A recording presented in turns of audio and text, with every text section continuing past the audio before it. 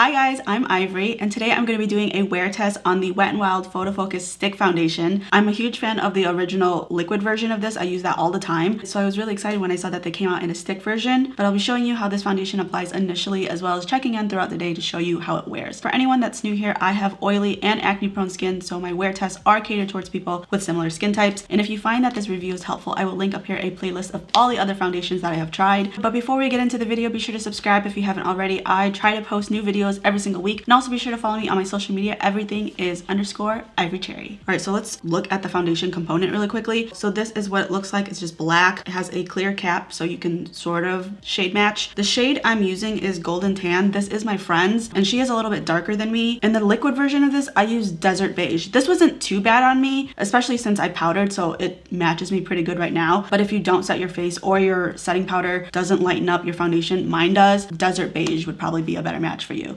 if you are similar to me at least. The product contains 0.42 ounces and it retails for $5.99. I did go on their official website and on Ulta, and in both description boxes, they don't tell you what the coverage of this is supposed to be. All it really says is it's long-lasting coverage.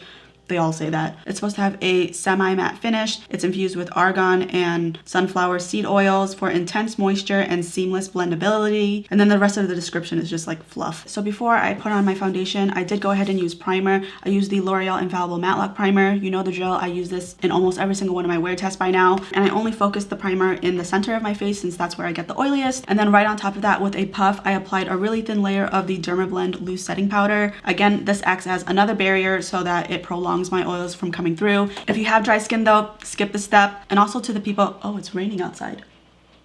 The mic might pick that up, so I just wanted to give you a heads up. But for the people that have said that this tip doesn't work, before you give up on it, I would say that the type of powder you use and the amount of powder you use really does matter. If you use something that is not super finely milled, or you add way too much powder, when you apply your foundation, you'll get these like little clumps, little balls underneath. It's gonna look super textured, so you have to be careful with the step. I cannot stress enough, when I say a thin layer, I mean a very thin layer. And then on each side of my face, I did two different applicators. I used the two most common ones. The first one being a brush. I used the Smith 130 brush. I don't typically use this brush for foundation. I usually use something that is bigger and a little bit fluffier, but I have found that specifically for stick foundations, having a brush with more compact bristles help blend the foundation a little bit better. And then on the other side, I used a microfiber sponge. This one is from Juno & Co. I just replaced this one. This one's purple. I had the other one that was pink. I actually went into my videos to see how long I've been using that specific sponge, and it's been over 7 months. And even though it still looked good, there were only a couple tears. I feel like for sanitary reasons, it's probably better to just replace it. But it's the same sponge I always use, it's just a new one in a different color. So comparing how each of the applicators worked with the foundation, I did notice that using a brush was a lot easier to move the foundation all over my face. On the sponge side, I felt like I really had to drag it a lot more to get it to spread evenly throughout my face. And the coverage on the first layer for either side was pretty much the same. I couldn't really see any noticeable differences. However, when I built it up on the second layer, I think the sponge side gave a little bit more coverage than the brush did. It wasn't that much more coverage, but I did notice that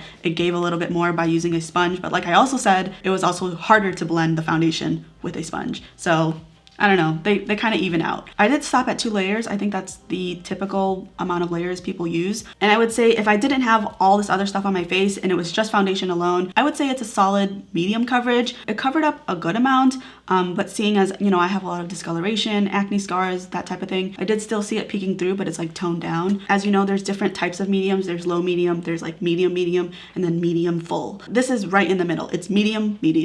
And the finish of it, I would agree, it's a semi-matte finish. And at this point now, I've been wearing this foundation for about 2.5 hours now. I would say for the most part, everything looks really good. I'm not shiny, nothing's really breaking up, there's no separation. It's not giving me extra texture anywhere. It's settling just slightly in my smile line right here, and also right here on my forehead wrinkle, which is kind of early for 2.5 hours of wear.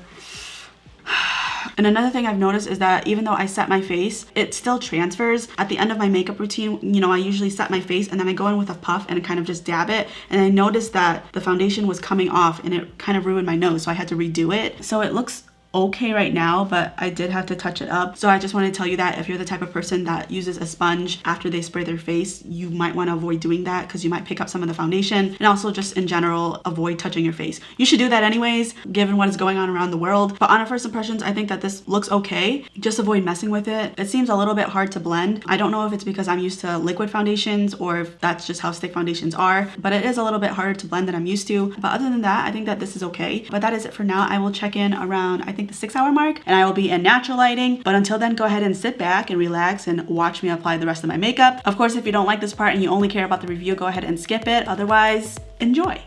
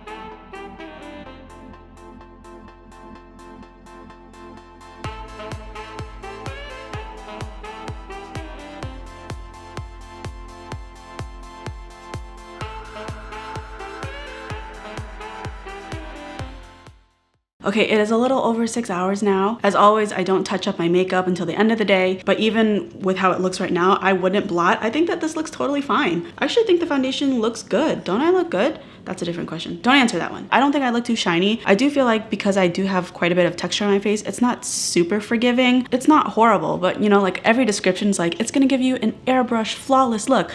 Yeah, no, if you have texture, this foundation is gonna show it. I don't feel like there's any like smoothing factor to it. But from what I can see, nothing is really breaking up in any areas. You know, there's that crease right here in my forehead line and my smile line. I saw that at the 2.5 hour mark. It hasn't gotten worse. It's pretty much stayed the same. Also, my nose area on both sides, like it's not overly shiny. I'd say for over 6 hours, this looks pretty good. That's pretty much all I have for this check-in. I'm gonna be wearing this foundation for 10 hours total. So again, I'll come in a couple more hours to show you what it looks like and also to give my final thoughts. So until then. All right, so we are at about the 10 and Steven!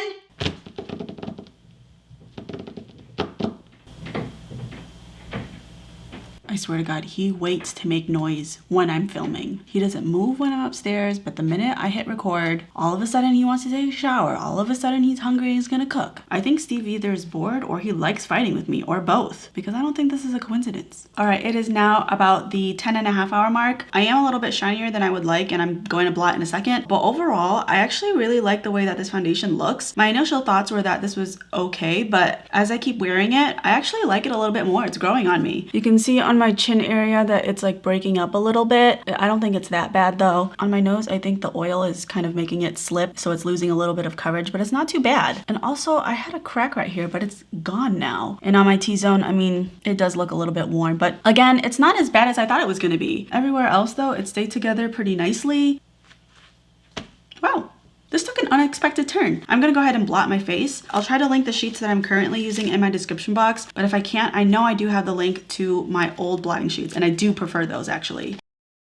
On my monitor, I can see which side is clearly the one that just got blotted. And also before going in, I see lots of foundation sticking to my blotting sheet, so I'm expecting to see quite a few of patches missing. I can see in this area right here, there's a little bit of foundation missing, and there's a little less coverage overall on my cheek area. And I can also see in a lot of areas of my nose that the foundation has rubbed off. I think everywhere else that I blotted, it's like passable. It's not the best, and there definitely looks like a little bit of wear and tear, but it doesn't look too bad. The nose nose is probably the worst area. I want to blot the other half of my face just to get a better perspective, and also because I do feel really oily and I want to blot anyways. Yeah, okay, now that both sides are blotted, it looks pretty rough on my nose and also on my chin area. It's not looking too hot. And I kind of expected that because on the first impressions, I said that if you touch the foundation, it would transfer. So this isn't really a surprise to me. That just means to me that this is a foundation that once you put it on, you're going to want to avoid touching it up because you end up making it worse. But before I blotted, even though I was a little shinier than I would like, I still think it looked pretty nice. So 10 hours of wear is pretty good to me. So let's actually talk about the good and the bad about this foundation, because I want to make sure you leave with all the information that I think is important. So the things I liked about the foundation. So the coverage is decent. I would say it's low medium on one coat and then medium on a second coat. At least when I put on the foundation, that is what I experienced. I don't really like that they didn't put what type of coverage it would give me in the description of this foundation, because there's no way for me to agree or disagree with it. But for me, I would say that this is a solid medium coverage. I actually thought it wore okay. Not the most forgiving of formulas if you have texture like me, but it was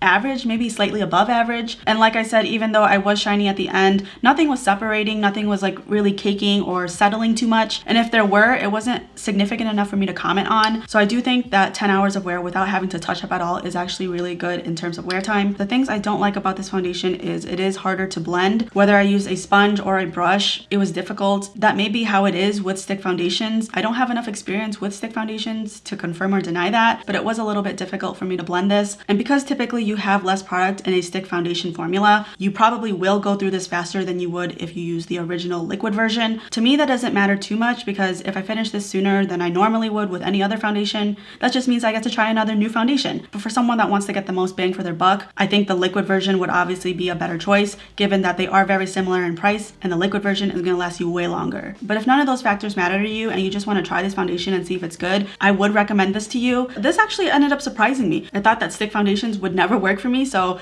this was a pleasant surprise. So if you have my skin type and you were curious about this foundation, I think it's worth looking into. But that is it for this review. I hope that it was helpful for you, and if it was, don't forget to give it a thumbs up and feel free to comment down below what foundation I should try next. Thank you so much for watching, and I will see you in my next one. Bye!